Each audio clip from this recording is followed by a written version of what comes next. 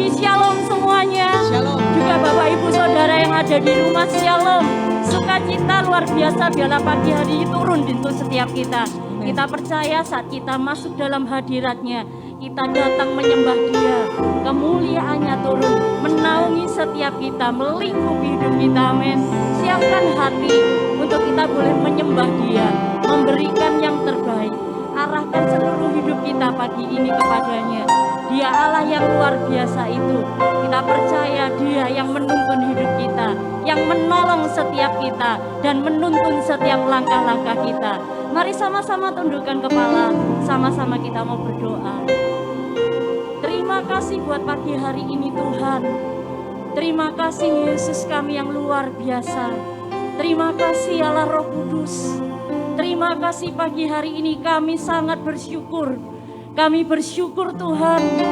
Kami bersyukur karena kebaikan-Mu dalam hidup kami. Kami bersyukur untuk seluruh tuntunan-Mu dalam hidup kami Tuhan. Sampai hari ini Tuhan, bahkan kami sampai hampir di penghujung tahun 2021, kami boleh lihat tuntunan-Mu atas hidup kami Tuhan.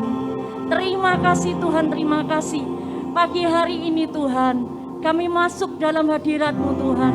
Kami rindu, kami menyembah-Mu, meninggikan nama-Mu, memberikan pujian yang terbaik. Ini hidup kami Tuhan, ini diri kami Tuhan. Biarlah pagi ini menjadi persembahan kami Tuhan, menyenangkan hati-Mu, menyukakan Engkau Tuhan. Terima kasih Yesus, terima kasih Tuhan. Lawat umat-Mu Tuhan, lawat ibadah ini Tuhan.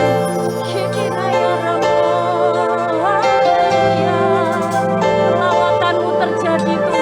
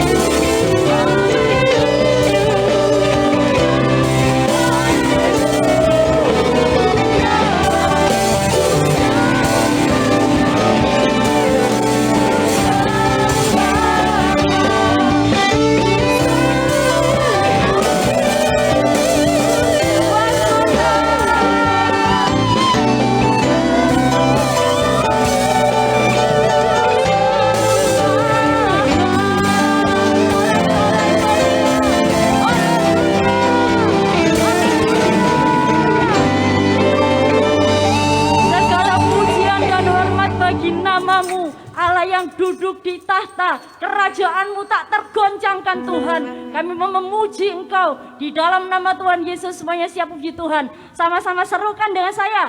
Amin. Haleluya. Sekali lagi.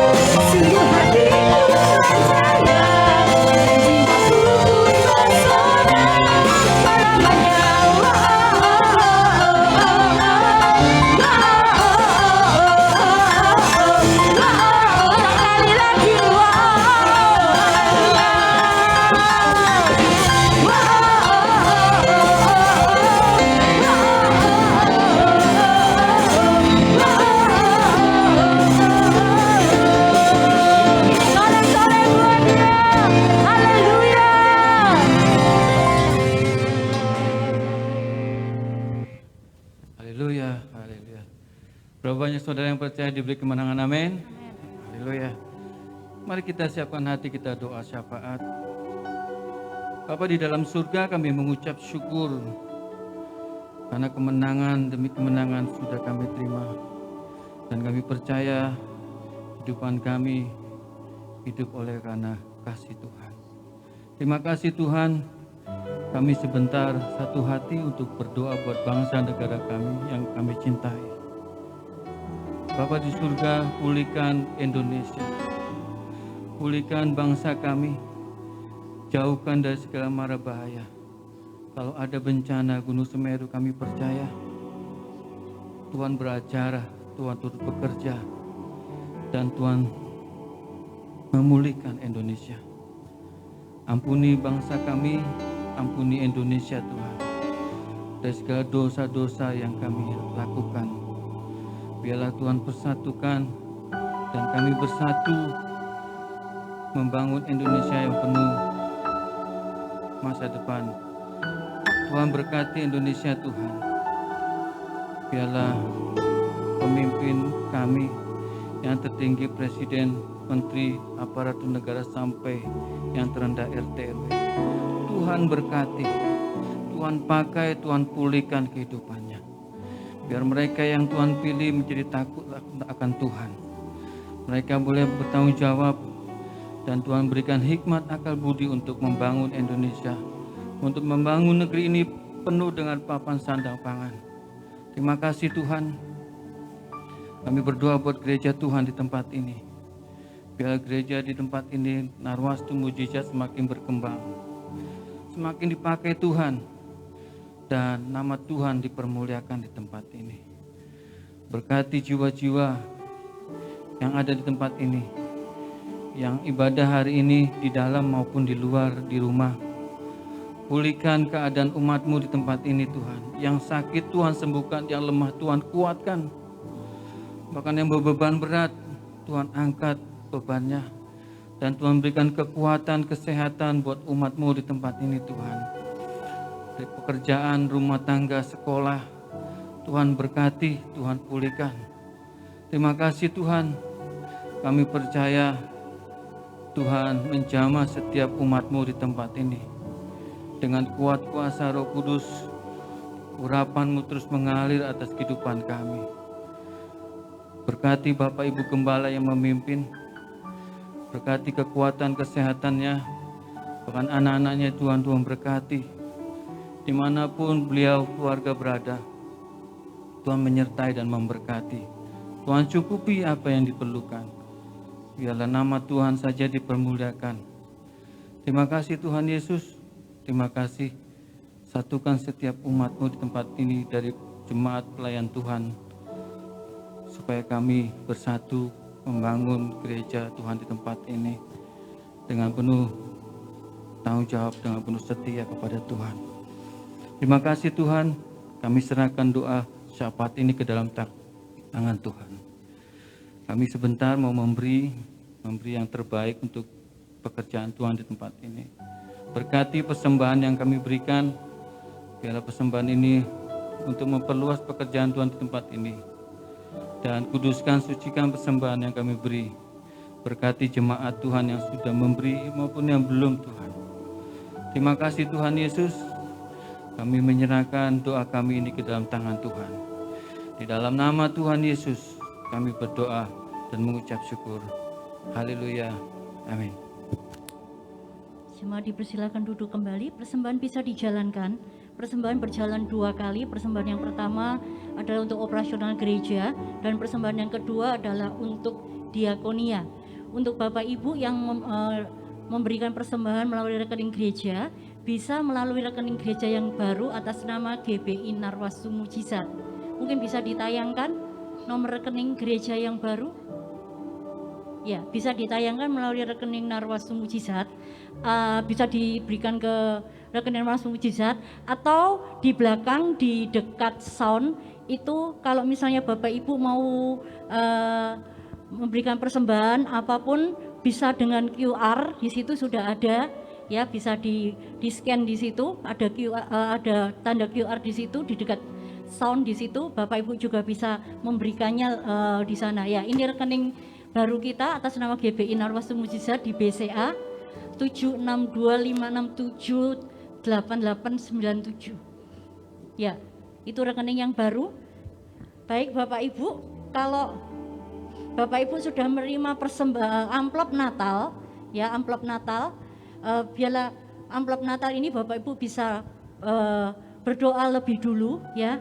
Amplop Natal ini kita akan berikan secara pribadi, bukan rombongan satu keluarga, tapi kita belajar untuk memberikan yang terbaik untuk Tuhan. Jadi diberikan secara pribadi, ya, pribadi nanti bisa dimasukkan ke dalam kotak persembahan yang ada di belakang. Kemudian rangkaian perayaan Natal kita, ya, kemarin sudah ada Natal Gereja Anak, nanti hari Jumat itu ada Natal dari PWA, Natal PWA Jumat jam 7 malam di tempat ini. Kemudian hari Sabtu ada Natal Youth True Generation jam berapa ya?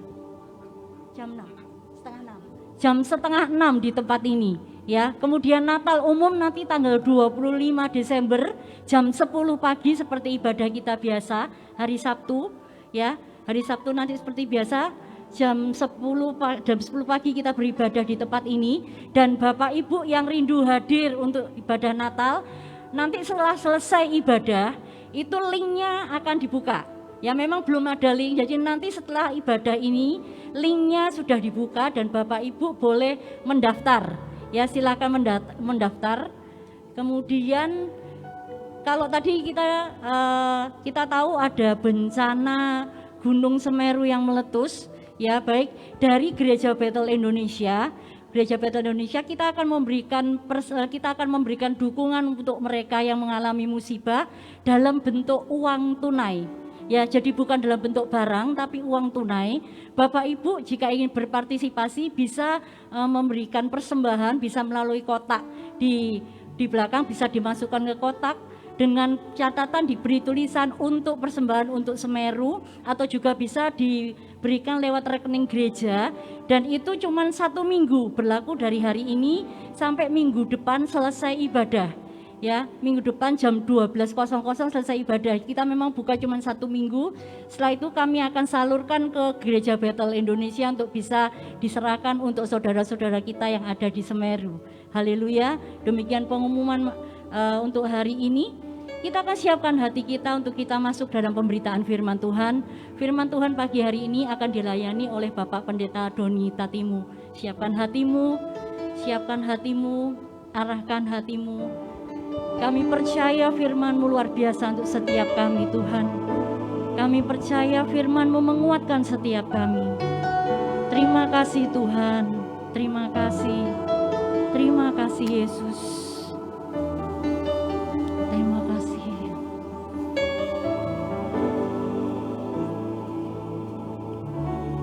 Kekuatan di hidupku,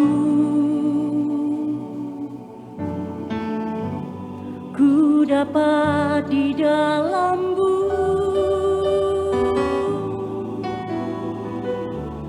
Kau teguhkan hatiku, tiada yang mustahil bagimu. Kekuatan di hidupku, kekuatan di hidupku, ku dapat di dalam-Mu. Kau teguhkan hatiku, tiada yang mustahil bagimu. Sebab aku percaya, bukan karena melihat, namun karena firman-Mu yang selalu digenapi di hidupku. Ku percaya, bukan karena melihat, namun karena firman-Mu tiada pernah berubah. Sebab aku percaya. Saudara jemaat bangkit berdiri bersama-sama.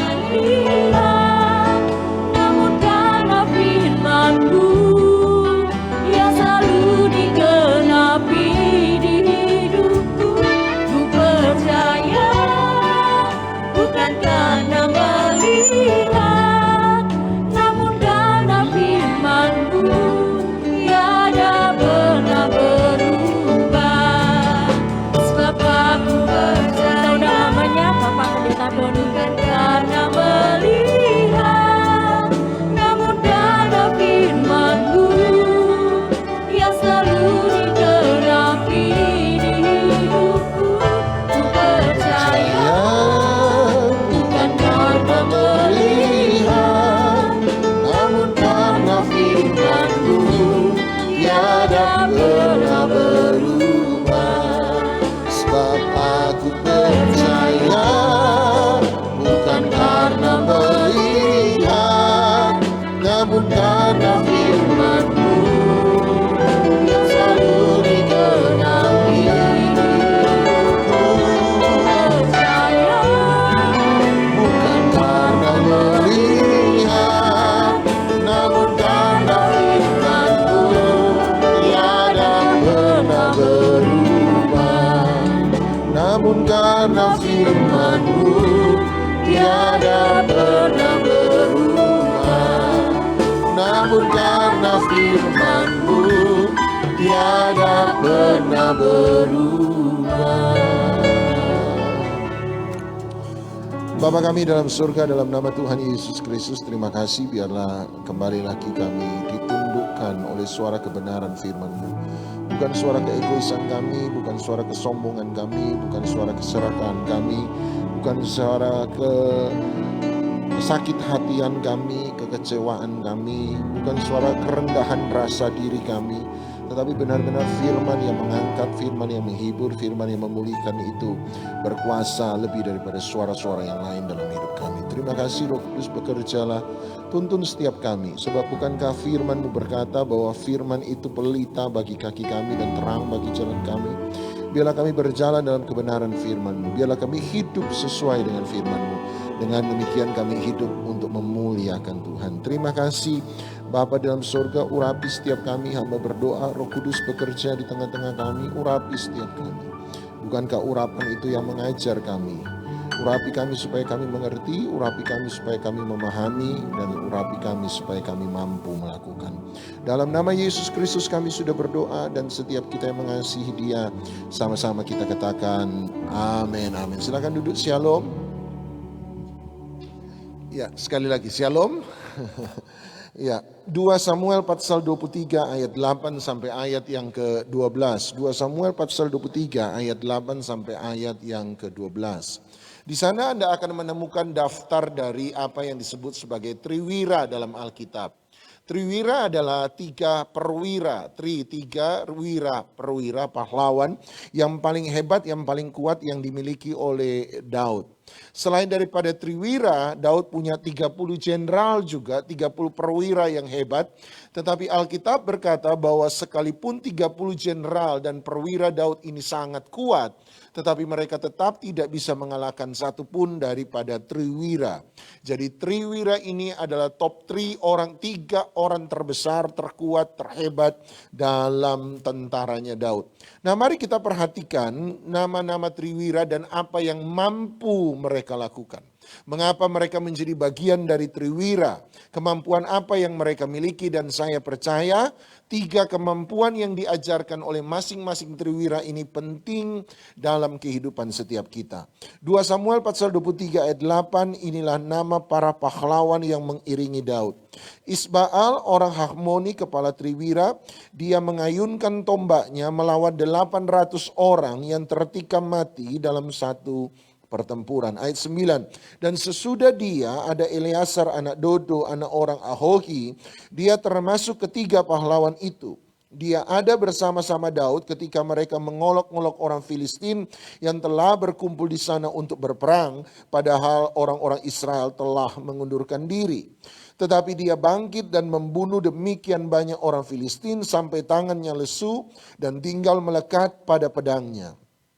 Tuhan memberikan pada hari itu kemenangan yang besar. Rakyat datang kembali mengikuti dia hanya untuk merampas. Ayat 11. Sesudah dia ada Sama anak Age orang Harari. Ketika orang Filistin berkumpul di Lehi, di sana ada sebidang tanah ladang penuh kacang merah. Dan tentara telah melarikan diri dari hadapan orang Filistin. Maka berdirilah dia di tengah-tengah ladang itu, dia dapat mempertahankannya dan memukul kalah orang Filistin. Demikianlah diberikan Tuhan kemenangan besar. Sampai situ saja. Mari kita lihat ayat 8 sekali lagi. Anda pertahankan, Anda lihat ayat 8. Kita membahas yang pertama. Yang pertama dari 3 triwira namanya Isbaal. Dan perhatikan kemampuan apa yang dia miliki. Alkitab berkata, Isbaal orang Hamoni, kepala Triwira, dia mengayunkan tombaknya melawan 800 orang yang tertikam mati dalam satu pertempuran. Garis bawahi kata melawan. Kata melawan. Jadi kemampuan pertama yang harus Anda dan saya miliki dalam hidup ini, kalau kita mau jadi orang yang luar biasa, mau jadi orang hebat, adalah kita harus punya kemampuan untuk melawan. Melawan di sana bukanlah kemampuan untuk membalas, melawan di sana bukanlah kemampuan untuk memukul, tetapi melawan di sana bagi saya adalah kemampuan untuk meraih sesuatu yang besar. Kemampuan untuk melakukan sesuatu yang besar, kemampuan untuk berhasil, kemampuan untuk sukses, kemampuan untuk achievement, melakukan sesuatu. Sekarang garis bawah ini, saya mohon Anda tidak salah paham dengan saya. Menurut saya ini yang saya percayai. Kita ikut Tuhan bukan untuk berhasil. Kita ikut Tuhan bukan untuk sukses. Kita ikut Tuhan bukan untuk diberkati. Saya percaya itu. Saya mengikut Yesus bukan supaya saya diberkati. Saya mengikut Yesus bukan supaya saya bisa sukses dan berhasil. Tetapi sekalipun demikian, kesuksesan, keberhasilan itu adalah sarana. Itu bukan tujuan, tetapi itu adalah sarana, alat untuk supaya kita bisa menginjil dengan lebih efektif. Sekali lagi. Saya percaya saya ikut Tuhan bukan untuk sukses. Saya percaya saya ikut Tuhan bukan untuk berhasil. Walaupun saya tahu Tuhan mau saya untuk hidup baik. Tetapi saya percaya kesuksesan dan keberhasilan akan menjadi sarana, akan menjadi alat, akan menjadi panggung yang penting di mana kita bisa menginjil orang dengan lebih baik. Anda lihat saya tidak bisa memberi solusi kepada orang lain kalau saya masih menjadi bagian dari persoalan yang dialami oleh orang lain. Sekali lagi, saya tidak bisa menjadi part of the solution, bagian dari jalan keluar, if I still the part of the problem. Kalau saya sendiri masih menjadi bagian dari sebuah masalah. Artinya apa, Pak? Artinya begini, saya tidak bisa membuat orang lepas dari kekecewaan kalau saya sendiri masih orang yang hidup di dalam kekecewaan. Yang setuju katakan amin. Kalau saya belum bisa mengalahkan sakit hati dalam hidup saya, bagaimana saya bisa mengajarkan orang lain supaya mereka belajar mengampuni orang yang bersalah kepada mereka? Sementara saya sendiri masih ada dalam kesakit hatian, gak akan pernah bisa. Saya tidak akan pernah bisa menjadi solusi kalau saya sendiri masih menjadi bagian dari sebuah masalah. Saya tidak bisa mengajarkan orang lain supaya hidup baik kalau saya sendiri hidupnya masih gak baik. Saya tidak bisa menolong orang lain kalau saya sendiri tidak punya sesuatu untuk diberikan kepada mereka. Makanya Petrus bagus sekali ketika Petrus berkata kepada orang lumpuh di gerbang indah, dia berkata, emas dan perak tidak ada padaku. Setuju Bapak Ibu? Kemudian dia berkata apa? Tapi apa yang kumiliki kuberikan kepadamu. Kita tidak bisa memberi sesuatu yang kita tidak punya. Saya tidak bisa menolong orang lain kalau saya sendiri tidak punya. Oleh sebab itu, kesuksesan keberhasilan adalah alat, adalah panggung yang sangat bagus supaya kita bisa lebih efektif dalam penginjilan. Saya percaya Anda dan saya diberkati oleh Tuhan. 5 orang yang bilang amin, yang lain ampunilah mereka ya Tuhan. Saya percaya Anda dan saya diberkati oleh Tuhan. Saya percaya Tuhan mau memberkati Anda dan saya. Kayaknya pandemi 2 tahun sudah buat Anda lesu. Saya percaya Tuhan mau memberkati kita. Supaya kita bisa menjadi berkat bagi banyak orang. Petrus mengatakan, 2 Petrus berkatakan dengan jelas, kamu dipanggil untuk menerima berkat, kamu dipanggil untuk diberkati, tapi tidak titik di sana, tapi kemudian dia berkata supaya kamu bisa menjadi berkat bagi orang lain. Dan itu yang Tuhan mau, kesuksesan keberhasilan adalah panggung alat di mana kita bisa menginjil orang dengan lebih baik. Nah, kemampuan Isbaal adalah kemampuan mengalahkan 800 orang dalam satu pertempuran. Saya tidak tahu bagaimana dengan Anda, tetapi saya percaya kemampuan Isbaal bukan hanya mampu mengalahkan 800 orang. Kenapa? Sebab kalau dia cuma mampu mengalahkan 800 orang, orang ke 800 mati, dia juga ikut mati. Dua-duanya seri namanya. Tetapi kalau 800 orang dia bisa kalahkan dan Isbaal tetap bisa hidup, berarti kemampuan Isbaal pasti lebih daripada berperang mengalahkan 800 orang. Anehnya adalah Alkitab berkali-kali memberitahukan kepada kita bahwa satu orang dalam Alkitab selalu berkata satu orang sebenarnya bisa mengalahkan 1000 orang. Dan saya percaya itulah kemampuan Isbaal yang sesungguhnya. Bukan hanya bisa mengalahkan 800 orang, tetapi dia mampu untuk mengalahkan 1000 orang. Nah, pertanyaannya adalah bagaimana dan di mana saja Alkitab mengatakan kepada kita bahwa satu orang bisa mengalahkan 1000 orang. Kapan kita bisa punya kemampuan seperti Isbaal, satu orang mengalahkan 1000 orang. Nah, mari kita lihat Yosua pasal yang ke-23. Yosua pasal yang ke-23 ayat yang ke-8 mulai. Yosua 23 ayat 8, saya percaya ini kemungkinan besar adalah ayat pertama yang diberitahukan Alkitab kepada kita bahwa satu orang bisa mengalahkan 1000 orang. Perhatikan Yosua 23 ayat 8. Yosua dalam pidato perpisahannya seperti Musa memberikan pidato perpisahan, Yosua juga selesai bangsa Israel menduduki tanah Kanaan memberikan pidato perpisahan kepada bangsa Israel sebelum mereka kembali kepada milik warisan mereka yang sudah dibagikan. Yosua mengingatkan banyak hal kepada orang Israel dan salah satu hal penting yang Yosua sampaikan dalam pidato perpisahannya dengan bangsa Israel, dia menyampaikan ini. Yosua 23 ayat 8. Tetapi kamu harus berpaut pada Tuhan Allahmu seperti yang kamu lakukan sampai sekarang. Ayat 9.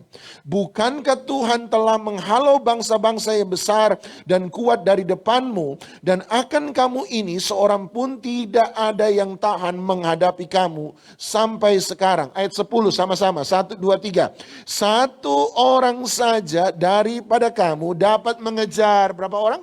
1000 orang. Sebab Tuhan Allahmu dialah yang berperang bagi kamu seperti yang dijanjikannya kepadamu. Ayat 11 sama-sama 1, 2, 3. Maka demi nyawamu bertekunlah mengasihi Tuhan Allahmu. Menarik sekali Yosua dalam pidato perpesannya berpesan kepada orang Israel. Dia berkata ayat 8, berpautlah kepada Tuhan Allahmu.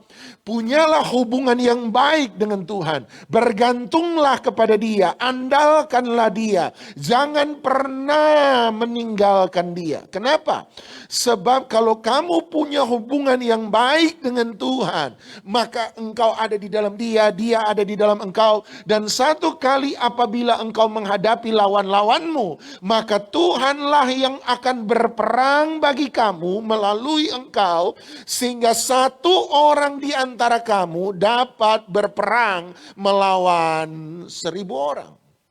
Dan dia untuk mengingatkan ini, dia berkata ayat 11, saya suka ayat 11, dia berkata, maka demi nyawamu, demi hidupmu, demi masa depanmu, demi keluargamu, demi anak cucumu, demi pasangan hidupmu, demi orang tuamu, demi kehidupanmu sendiri. Tiba-tiba dia berkata, engkau harus bertekun mengasihi Tuhan Allahmu.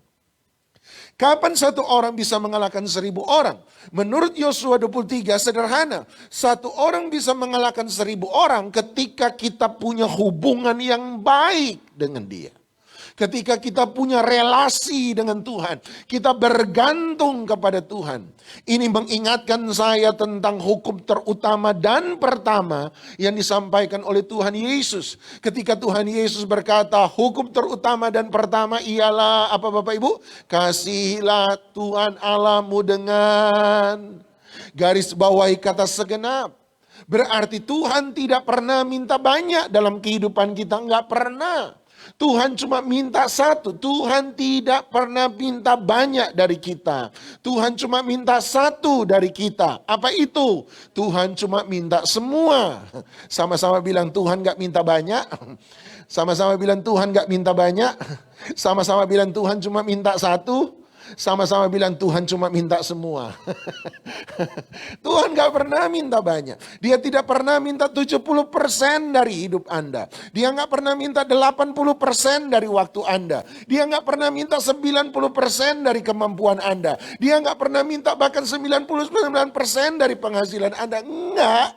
Dia cuma minta satu. Enggak banyak. Cuma satu. Enggak kasih keterlaluan, saudara. Kenapa? Satu itu apa? Cuma minta semua. Dia nggak minta 70% waktu Anda, dia minta semua waktu Anda. Dia nggak pernah minta 80% kemampuan Anda, dia minta semua kemampuan Anda. Loh Pak, kalau begitu udah Pak, nggak usah kerja dah Pak. Udah tinggal di rumah, doa puasa, doa puasa, doa puasa, doa puasa dah. Nggak usah kerja. No, jangan salah mengerti. Semua artinya, Tuhan tahu bahwa Anda bekerja untuk mendapatkan penghasilan. Bekerjalah untuk mendapatkan penghasilan.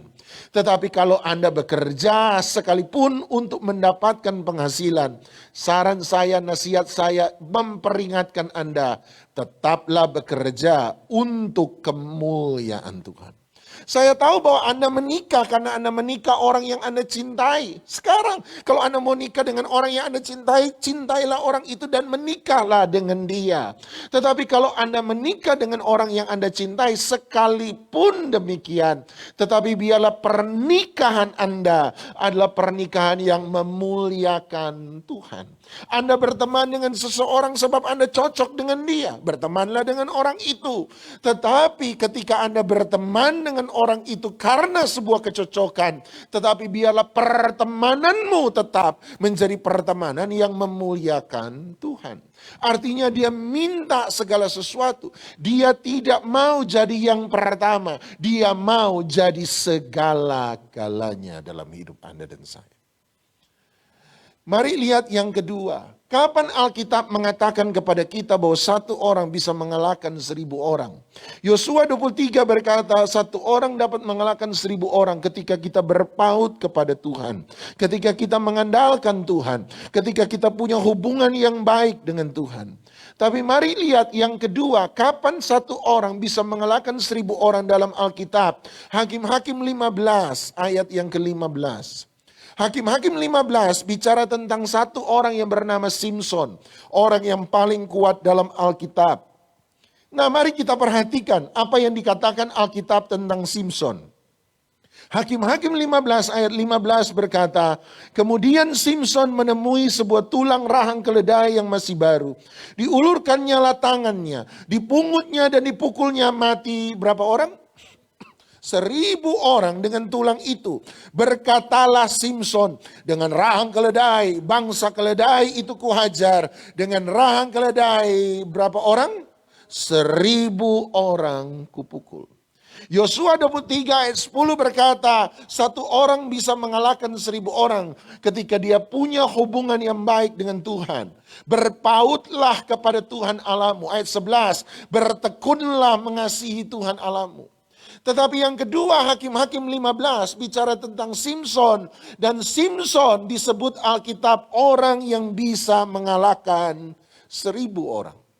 Nah, saya tidak tahu bagaimana dengan Anda. Tapi menurut saya, Simson bukanlah figur yang tepat. Simson bukanlah karakter yang tepat. Simson bukanlah teladan yang tepat ketika kita bicara soal hubungan dengan Tuhan. Kalau saya boleh tanya, saya bertanya, mengapa Simson yang tidak punya hubungan yang baik dengan Tuhan tetap mampu untuk mengalahkan 1000 orang? Sebab buat saya memang Simson tidak punya hubungan yang baik dengan Tuhan. Simson suka pesta pora, Simson suka berfoya-foya, Simson suka minum minuman keras, Simson suka main cewek, Simson pernah membentak melawan orang tuanya. Simson bukan gambaran yang baik seseorang yang punya hubungan dengan Tuhan. Simson bukanlah gambaran seseorang yang melakukan sebuah kebenaran, bukan.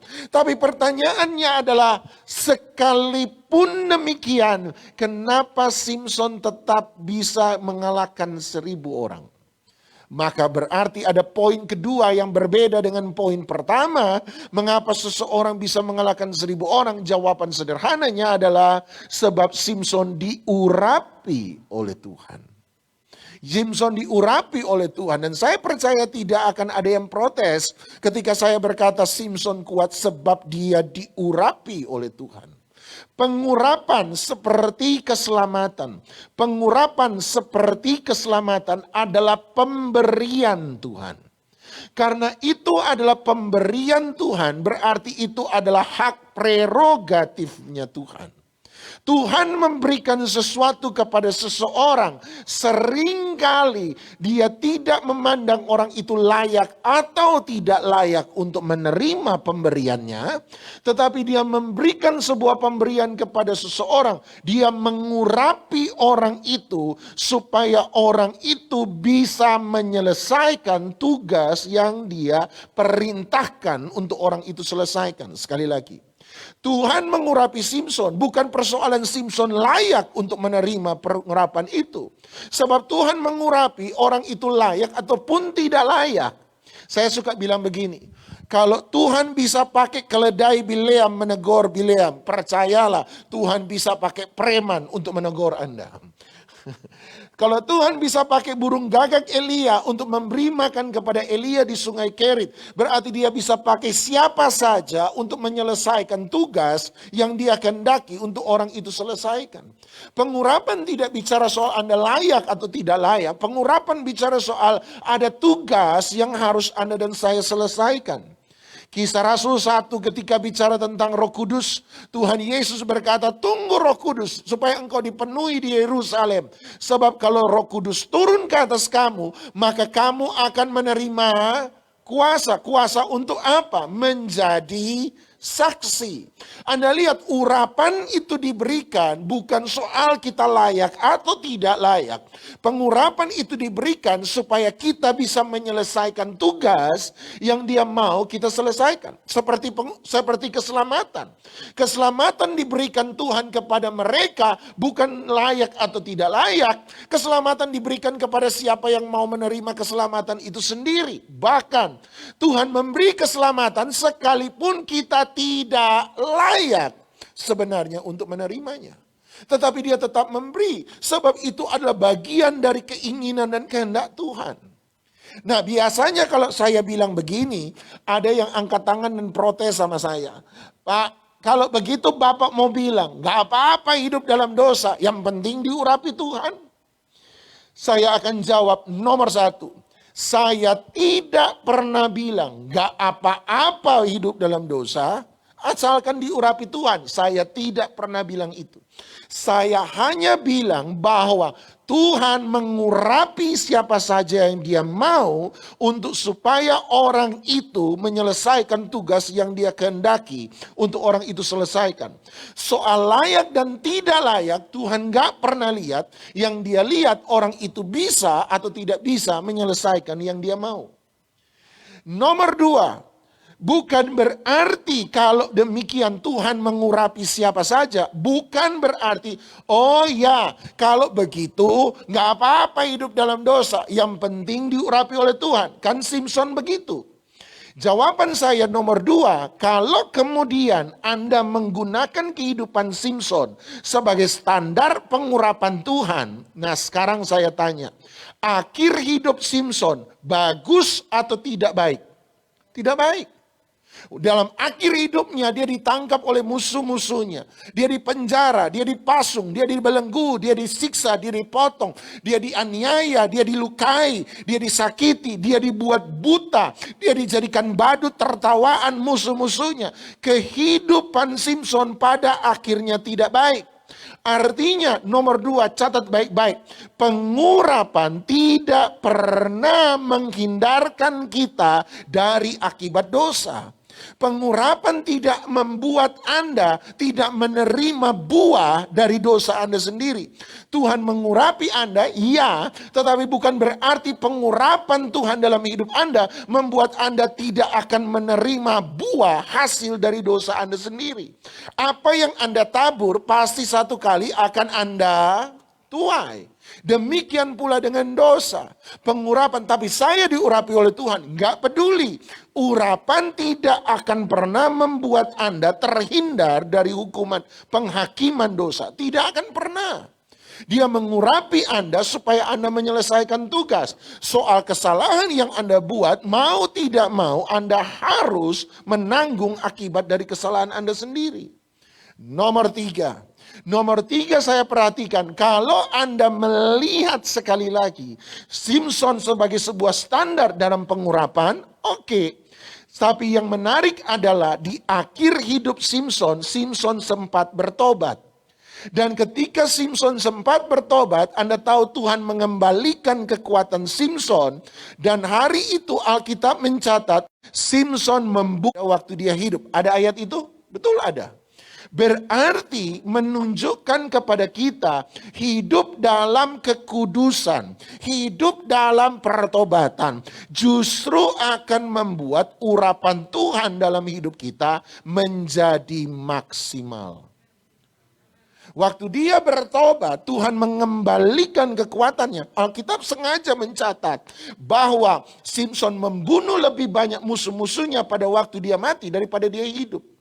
Artinya hidup di dalam kekudusan dan pertobatan adalah hidup yang paling tepat di mana urapan seseorang akan menjadi maksimal dalam kehidupannya. Tetapi semua itu semoga membuat Anda jelas, tetapi semua itu tidak akan pernah meniadakan satu konsep bahwa Simpson kuat sebab memang diurapi oleh Tuhan. Saran saya sederhana, kalau begitu apa yang harus saya lakukan? Lakukanlah Yosua 23, hiduplah punya hubungan yang baik dengan Tuhan. Hiduplah dalam kebenaran dan lakukan juga Hakim-Hakim 15. Waktu Anda hidup dalam kebenaran, hiduplah juga dalam urapan Tuhan. Maka Anda akan melihat bahwa urapan Tuhan akan maksimal dalam kehidupan kita. Yang ketiga, kapan Alkitab mengatakan kepada kita bahwa satu orang bisa mengalahkan 1000 orang?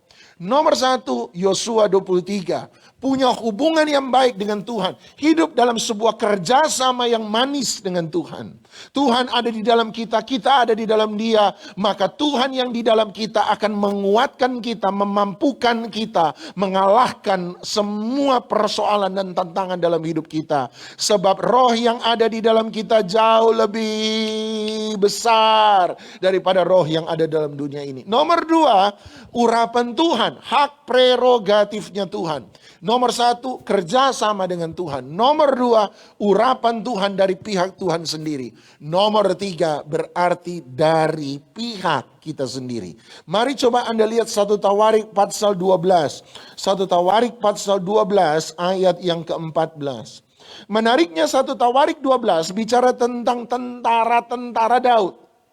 Jadi 1 Tawarik 12 bicara tentang tentara-tentara Daud. Dan buat saya Isbaal sangat cocok untuk dimasukkan pada poin yang ketiga ini. Hanya dalam 1 Tawarik 12 ayat 14 dia bicara tentang orang-orang tentara Daud dari suku Gad. Tapi mari kita perhatikan apa yang Alkitab katakan tentang mereka. Ayat 14, mereka itulah dari suku Gad, kepala-kepala pasukan. Sama-sama, 1, 2, 3. Satu orang yang paling kecil sanggup melawan 100 orang. Dan yang paling besar sanggup melawan, sekali lagi, mulai dari yang paling kecil. 1, 2, 3. Satu orang yang paling kecil sanggup melawan 100 orang. Dan yang paling besar sanggup melawan 1000 orang. Kali ketiga Alkitab bicara tentang satu orang sanggup mengalahkan 1000 orang. Yaitu tentang orang dari suku Gad, pengikut-pengikut Daud. Dan Alkitab memberitahukan kepada kita dengan kalimat yang sangat indah. Alkitab bilang, satu orang yang paling kecil di antara mereka sanggup mengalahkan 100 orang. Dan satu orang yang paling besar di antara mereka sanggup mengalahkan 1000 orang. Perhatikan, berarti kemampuan untuk mengalahkan 1000 orang selalu dimulai dari kemampuan untuk mengalahkan 100 orang. Isbaal bukanlah orang yang seperti Simpson, tiba-tiba besar, tiba-tiba hebat, tiba-tiba mampu. Enggak. Alkitab harus menjelaskan, 1 Tawarik 12 harus menjelaskan. Ada orang-orang yang memang sanggup mengalahkan 1000 orang. Tetapi mereka yang besar selalu dimulai dari mereka yang kecil. Kemampuan untuk mengalahkan 1.000 orang dimulai dari kemampuan mengalahkan 100 orang. Kemampuan untuk mengalahkan 100 orang selalu dimulai dari kemampuan untuk mengalahkan 10 orang. Kemampuan untuk mengalahkan 10 orang selalu dimulai dari kemampuan untuk mengalahkan 1 orang. Sebab semua yang besar selalu dibangun dari sesuatu yang kecil. Rumah yang megah, bangunan yang mulia, kita lupa bahwa itu semua dibangun dari tumpukan batu bata yang kecil. Dibangun dari tumpukan kerikil, pasir yang kecil, semen yang kecil. Semua yang besar selalu dibangun dari sesuatu yang kecil. Ada banyak orang jatuh bukan karena tersandung batu yang besar, tapi ada banyak orang yang terjatuh justru karena tergelincir kerikil yang kecil. Ada banyak orang gagal bukan karena sesuatu yang besar, tetapi ada banyak orang gagal justru karena dia tidak memperhatikan, dia meremehkan sesuatu yang kecil. Dia lupa bahwa semua yang besar selalu dimulai dari sesuatu yang kecil. Kita gampang iri pada keberhasilan orang yang besar. Kita gampang iri pada mereka yang ada pada posisi yang besar. Tapi pertanyaannya, sebelum mereka ada pada posisi yang tinggi, mereka selalu memulai dengan posisi yang rendah. Kenapa Anda iri kepada mereka yang pada posisi tinggi, tapi Anda tidak iri waktu mereka ada dalam posisi yang rendah? Tuhan Yesus mengingatkan, barang siapa setia pada perkara yang kecil, maka mereka akan dipercayakan perkara-perkara yang besar. Kalau Anda tidak bisa menggembalakan rumah tangga Anda yang kecil, maka kemungkinan besar Anda akan banyak kegagalan mengendalikan orang dalam perusahaan yang besar. Sebab kita selalu harus mulai dari sesuatu yang kecil. Kita iri keberhasilan orang yang besar, tetapi seringkali kita tidak iri ketika mereka menghadapi proses yang besar. Kita lupa bahwa semua yang besar sekali lagi selalu dimulai dari sesuatu yang kecil. Kemampuan mengalahkan 1.000 orang dimulai dari kemampuan mengalahkan 100 orang. Kemampuan mengalahkan 100 orang dimulai dari kemampuan mengalahkan 10 orang. Dan kemampuan mengalahkan 10 orang dimulai dari kemampuan mengalahkan 1 orang. Saya simpulkan dengan ini, berarti kemampuan mengalahkan 1.000 orang selalu dimulai dari kemampuan mengalahkan 1 orang. Dan 1 orang pertama yang harus bisa kita kalahkan selalu adalah diri kita sendiri. Musuh terbesar manusia bukanlah dunia, sekalipun dunia memang musuh Allah dan orang percaya, tetapi musuh terbesar Anda dan saya bukanlah dunia. Musuh terbesar orang percaya bahkan bukanlah setan, sekalipun setan adalah musuhnya Allah dan musuh orang yang percaya kepada Allah, tetapi setan bukanlah musuh terbesar kita. Musuh terbesar Anda dan saya selalu adalah diri kita sendiri. Musuh terbesar kita, penghambat terbesar kita bukanlah keadaan. Penghambat terbesar Anda dan saya, musuh terbesar Anda dan saya bukanlah orang lain. Penghambat terbesar Anda dan saya selalu adalah keserakahan kita, kemarahan kita, kekecewaan kita, kemalasan kita, kesalahan kita, keegoisan kita, kesombongan kita. Itulah musuh terbesar Anda dan saya. Pergumulan terbesar bukan apa yang kita lihat di luar. Pergumulan terbesar selalu adalah apa yang kita alami di dalam kita. Ada penelitian berkata bahwa 88% apa yang Anda khawatirkan tidak akan pernah terjadi. 88% apa yang Anda khawatirkan tidak akan pernah terjadi. Hanya 12% apa yang Anda khawatirkan akan terjadi. Dari 12% yang akan terjadi, 7% tidak semenakutkan yang Anda khawatirkan. Berarti hanya 5% yang menakutkan. Sementara 95% yang Anda khawatirkan sebagian besar tidak akan terjadi. Kalaupun terjadi tidak semenakutkan yang Anda bayangkan. Berarti kekhawatiran akan selalu membuat kita melihat masalah lebih besar daripada kelihatannya. Kekhawatiran karena 95% yang Anda khawatirkan tidak akan terjadi. Kalaupun terjadi tidak semenakutkan yang Anda bayangkan. Berarti kekhawatiran selalu membuat kita melihat masalah lebih besar daripada yang seharusnya.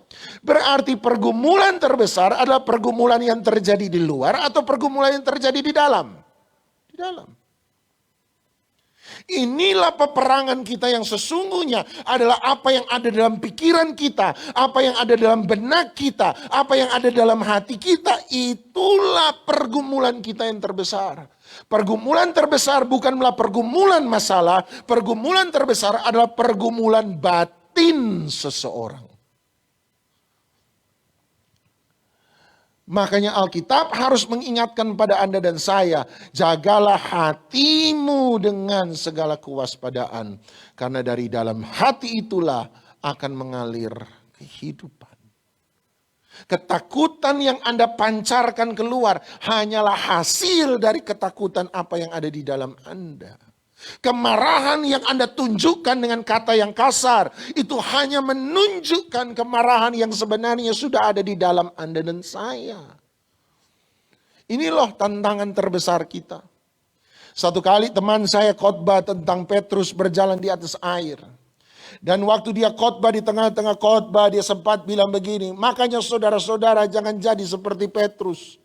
Udah lihat mujizat, udah percaya sama Tuhan, sudah dapat mujizat, masih tolak-tolak kiri kanan. Makanya dia tenggelam.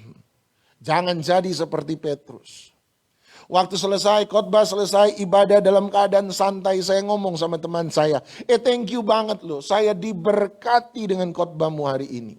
Ada beberapa catatan yang saya buat dari khotbahmu, tetapi ada satu catatan yang saya masukkan dalam pikiran saya dalam-dalam. Dan saya berkata begini, catatan saya dalam khotbahmu adalah jangan terlalu suka membuli Petrus. Kasihan, Petrus sudah mati. Kita mudah membuli Petrus dan saya berkata, kenapa gampang bagi kita untuk membuli Petrus dan berkata, oh Petrus udah lihat mujizat masih tetap tenggelam, dasar orang gak percaya. Saya bilang sama dia, minimal Petrus masih jalan di atas air daripada saya tidak pernah jalan di atas air. Apalagi saya, percayalah saudara, badan persis begini, saudara badan kayak begini, percayalah gak pernah harap jalan di atas air. Tapi hari itu saya bilang minimal Petrus jalan di atas air. Andreas tidak jalan di atas air sekalipun Andreas ada dalam perahu yang sama. Yohanes, Yakobus, Matius, Filipus gak pernah di jalan di atas air. Sekalipun Matius, Yohanes, Yakobus, Filipus ada di situ hari itu bersama-sama dengan Petrus. Minimal, betul Petrus tenggelam di tengah-tengah. Tapi minimal Petrus pernah berjalan di atas air. Dan hari itu saya belajar bertanya, Tuhan mengapa Petrus bisa berjalan di atas air? Kenapa Yakobus tidak? Kenapa Yohanes tidak? Kenapa Andreas tidak? Kenapa Yudas tidak? Kenapa Thomas tidak? Kenapa Filipus tidak? Kenapa hanya Petrus yang hari itu berjalan di atas air? Jawaban saya sederhana adalah sebab hanya Petruslah yang berani keluar dari perahu hari itu. Perahu. Izinkan saya memberi definisi perahu bagi saya, bagi Anda hari ini. Perahu bagi saya bicara tentang kehidupan Petrus sebagai seorang nelayan. Anda ingat Petrus nelayan? Perahu bicara tentang segala sesuatu yang Petrus tahu. Perahu bicara tentang segala sesuatu yang Petrus ahli atasnya. Perahu bicara tentang semua pengalaman dalam kehidupan Petrus. Itulah perahu. Perahu dengan kata lain adalah zona nyamannya Petrus. Apa itu zona nyaman, Pak? Zona nyaman adalah salah satu dalam kehidupan kita. Zona dalam kehidupan kita. Bagian dalam hidup Anda dan saya. Di mana kita hanya melakukan apa yang kita sudah tahu. Apa yang kita sudah mengerti. Apa yang kita sudah alami. Apa yang kita sudah pernah lewati. Sesuatu yang kita paling ahli di atasnya. Zona kenyamanan adalah zona dalam hidup seseorang. Di mana dia tidak lagi perlu menunjukkan kerapuhannya kepada orang lain. Kerapuhan, Pak. Ya, kerapuhan. Sebab Anda lihat kalau Petrus melakukan sesuatu yang dia tidak tahu. Ketidaktahuan bicara tentang kerapuhan seseorang. Ketidakmengertian bicara tentang kerapuhan seseorang. Sebab manusia cenderung takut apa yang dia tidak tahu. Makanya akhir tahun seperti hari ini pertanyaan klasik jemaat pada pendeta sudah muncul. Apa pertanyaan klasik pendeta pada jemaat pada pendeta akhir tahun? Tanya, Pak, tahun depan ada apa? Saya bilang nggak tahu. Kenapa jemaat kepingin tahu ada apa di depan? Sederhana. Sebab kita takut terhadap sesuatu yang kita tidak tahu. Bahasa Inggris bagus sekali. Menyebut ketidaktahuan sebagai alien.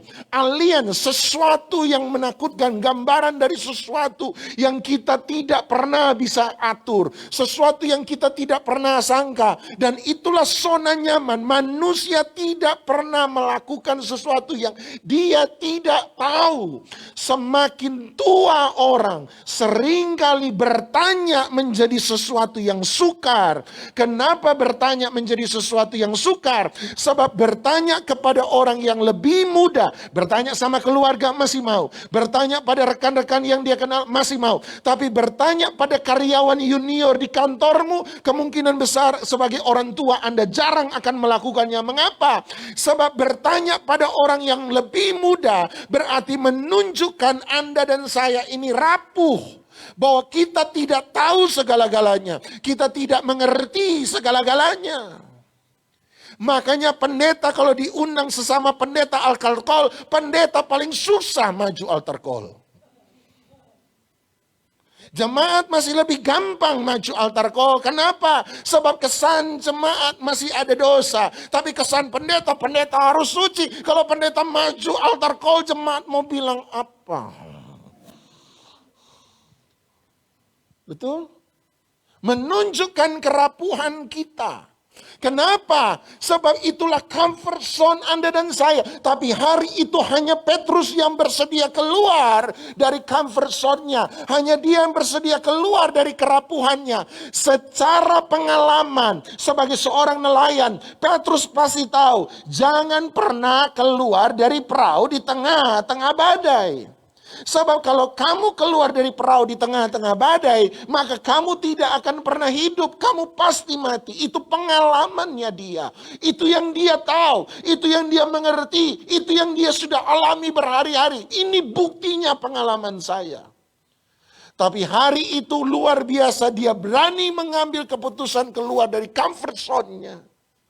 Dan justru karena dia berani keluar dari ketakutannya, dia berani keluar dari kekhawatirannya, dia berani keluar dari comfort zone-nya, dia berani keluar dari dirinya sendiri.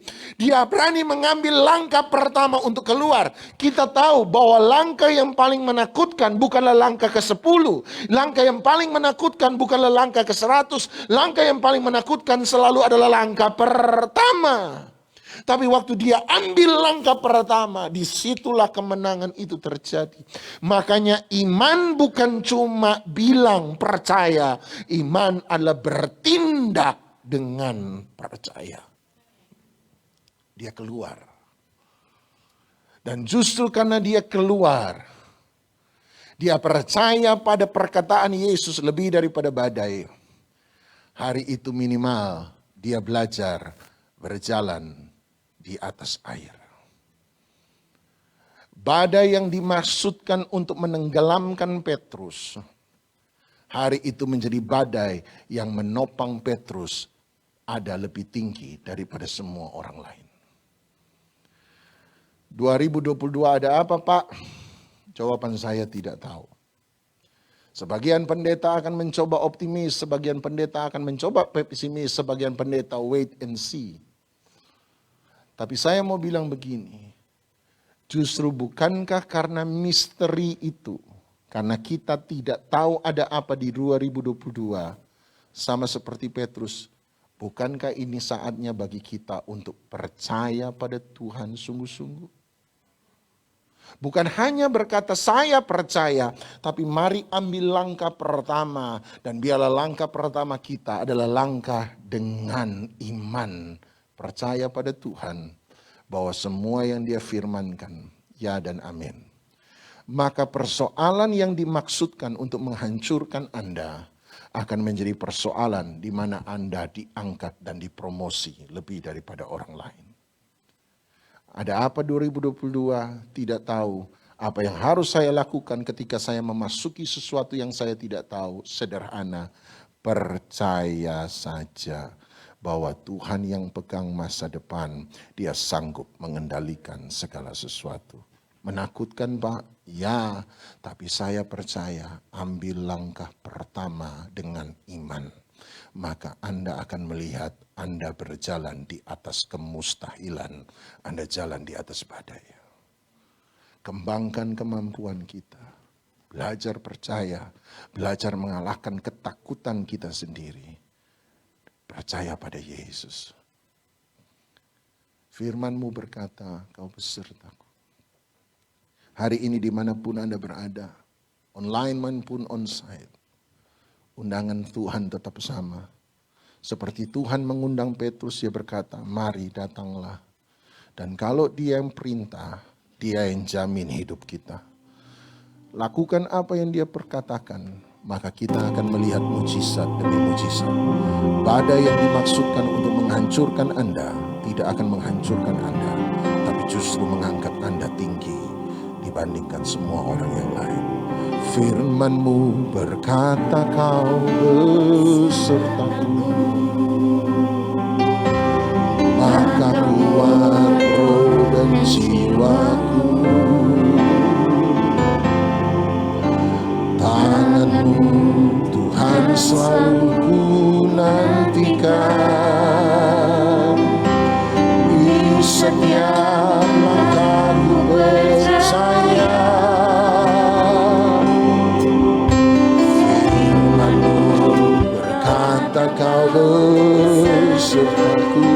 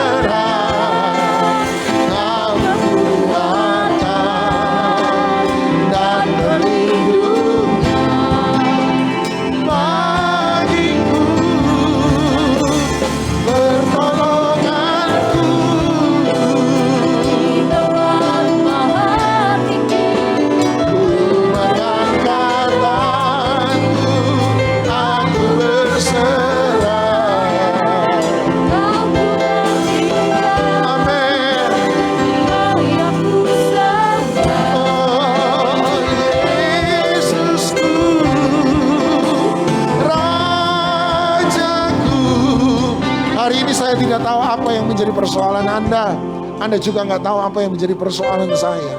Tapi satu hal yang saya tahu, Tuhan tahu itu semua. Tuhan tahu persoalanmu, Tuhan tahu persoalan saya.